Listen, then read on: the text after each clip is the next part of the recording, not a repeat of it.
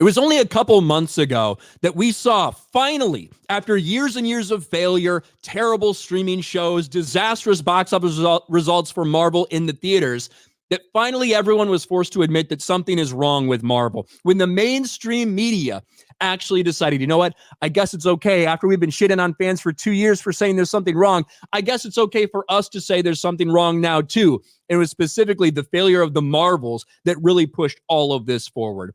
Marvel Studios taking stock of strategy amid the Marvels meltdown.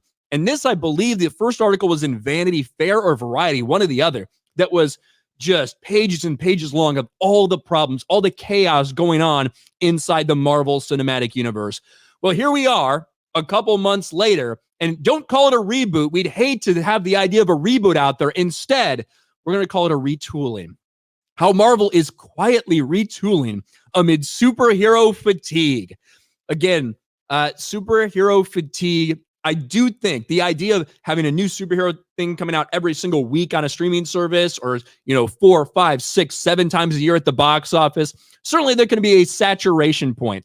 However, the bigger problem with all of these shows and movies and everything is not the fact that people are tired of superheroes. They're tired of bad fucking stories. And that's what we've been getting pretty much across the board when it comes to these things. The studio's golden box office aura has been dented, but chief architect Kevin Feige isn't scrapping his years-long cinematic universe plan, just refining it. They're not going to give up, says an insider. Oh, wow. Congratulations. This covers a litany of different things going on in the MCU, but it's all presented from a, grass is greener here, guys. Look, we're retooling. We're going to fix things. Everything's going to be better. We promise, even though the same people are still in charge. Just over a year ago, Ant-Man the Wasp: Quantumania was set to take Marvel Studios to the next level. A new villain was going to be introduced, setting the stage for several years' worth of storytelling. And the movie itself was a giant sizing of a franchise that was previously modest. Instead, the Peyton Reed-directed movie heralded a year's worth of missteps, box office blunders, and PR nightmares. It was all uncharted territory for Marvel, which had steadily been generating box office gold for 15 years. If you go back to that, remember how much flack fans caught over Ant-Man and the Wasp: Quantumania when people tried to say it was a flop and a disaster and blah, blah, blah. You had the shills coming out from everywhere. Well, really, it's a better weekend. It's a better weekend than Ant-Man 1 or 2. How can you say it's a flop? How can you say this is bad? Marvel is still doing great. Remember that from a fucking year ago? Now they're using Ant-Man and the Wasp as the first example of a disaster. Weird how that works, isn't it? But the Disney division is in the midst of a pretty darn good February, all things considered, despite the general gloom that surrounds the superhero genre. The Super Bowl trailer for Deadpool and Wolverine became the most watched trailer of all time, with 365 million views in 24 hours. If that was true, it might be worth putting in this article. However, as you can see with the very next fucking sentence, this is a lie. This is a lie that Disney put out there to trick fucking retarded people. And apparently it worked in a big way. Yes, Disney's math includes the 123 million people who tuned in for the game, which included just 30 seconds of the trailer. But Super Bowl fudging or not, the clip's reach was an encouraging number for a studio whose last movie, The Marvels, became the lowest grossing in MCU history. Can you see how fucking stupid that is? That it became the highest viewed trailer of all time with 365 million views. By the way, a third of that didn't actually watch a trailer. A third of that watched a 30-second stinger, basically, to tell you to go watch the trailer. Right? Are you fucking stupid? Say 60 million people actually did go watch it. That means you'd just be counting those people twice, by the way. Just to have that for the record. This is so stupid. And the idea that you're putting this as a good example. Disney lied to everybody to try to convince you that this is the most watched trailer of all time. And we're admitting that they lied to us, but we still think it's a positive thing. This is how far they have to go to stretch for Disney. Next came Valentine's Day, the unveiling of the cast of Fantastic Four, Pedro Pascal, Vanessa Kirby, Ebon Moss-Bachrach, and Joseph Quinn, coupled with a retro art teasing of the 60s. This will be the third incarnation of the Fantastic Four. Hey, they announced the Fantastic Four cast that we've known about for forever that really no one was excited about. That's your other great thing for February. Okay, got it.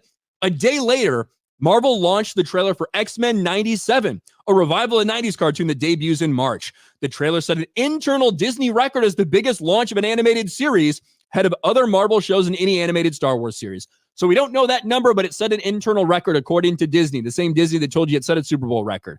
Now, I will say in general, we saw a lot of backlash afterwards to some of the things that came out about 97, about Morph, about things like that.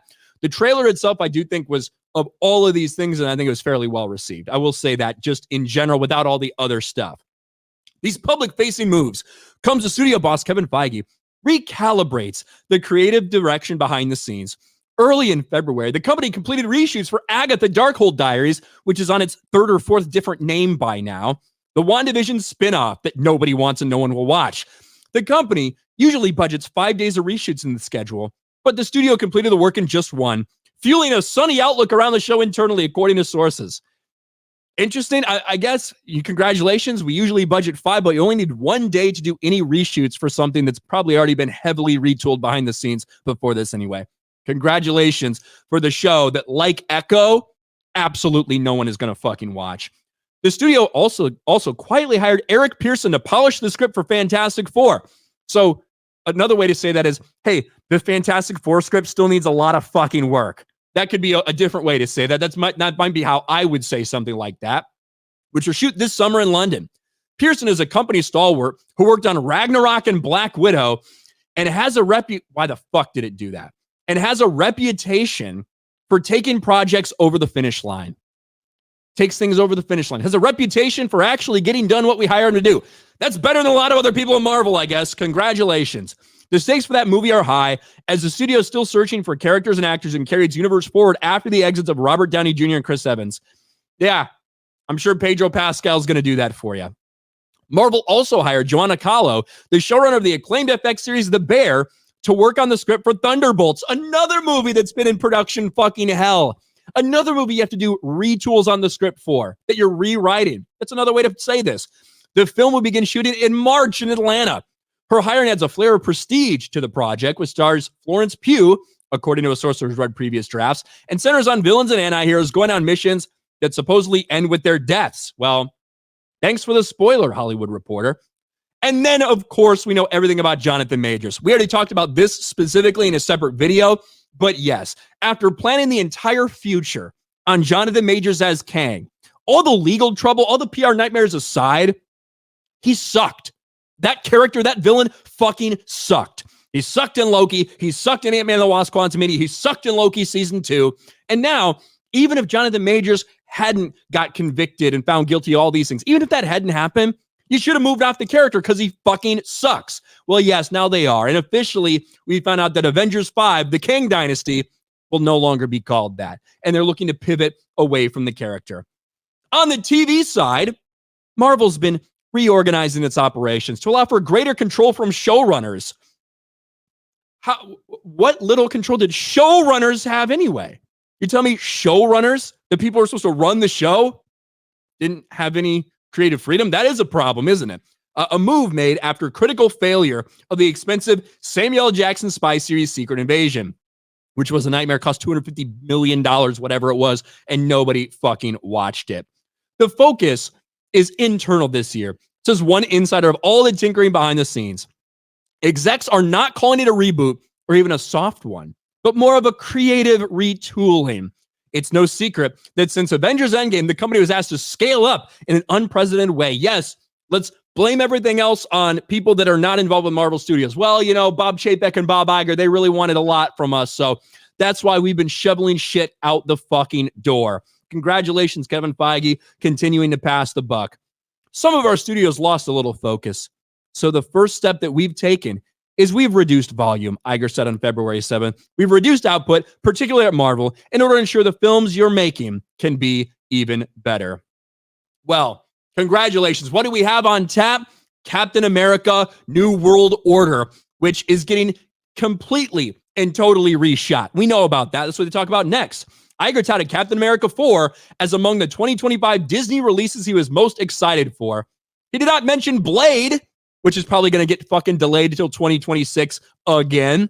So it's unlikely Marvel will release 4 films that year, given Iger's mandate to slim down. The dual writers and actors strike, while costly to Hollywood, ironically gave Marvel breathing space. We talked about this when it happened. When the actors and the writer strikes happened, it was probably the worst time for them to do that because there was a lot of motivation for Hollywood not to get back to doing business because they were losing money hand over fucking fist. It gave them the ability to fire a bunch of people and blame it on those delays instead of the fact that those people probably just sucked at their fucking jobs. It was able to reschedule its movies, so only Deadpool and Wolverine and only 2 series, Echo and Agatha, are coming to Disney Plus this year. Other movies remain in the script stage, while TV shows have filmed, but have no release date in sight. It's designed to give creatives some breathing room and give audiences the chance to miss the MCU just a little bit. They're not going to give up, says a source who's worked with Marvel. They want to make something great. This is supposed to be a fucking positive article, putting everything in the most positive spin possible. So strange. How all these problems, Ant-Man and the Wasp: Quantumania, all these things were seen by fans for fucking ever. And now here we go. After a couple months of shitting on the MCU, here comes the Access Shill Media right there to try to, sweep into a dustpan all these problems and say, don't worry, guys. They got the message. They're going to change everything. While the same people are still in charge of this that gave you dog shit in the first place. I don't think people are going to buy this. I don't think they're going to buy more lies from the Access Media. Instead, I think that the MCU and Disney and, anybody associated with this, I think they're going to have to prove to everybody in order to get the fans back. Is something like Deadpool and Wolverine probably going to get a lot of eyes, a lot of attention, the box office, be super successful? I think it probably will be because of the cameos, the nostalgia, all of that. But after that, what good does that do for the MCU as a whole? I think that's going to be a one-off success. Look for the next thing, Captain America 4, Black Captain America, Brave New World. I don't know who wants that.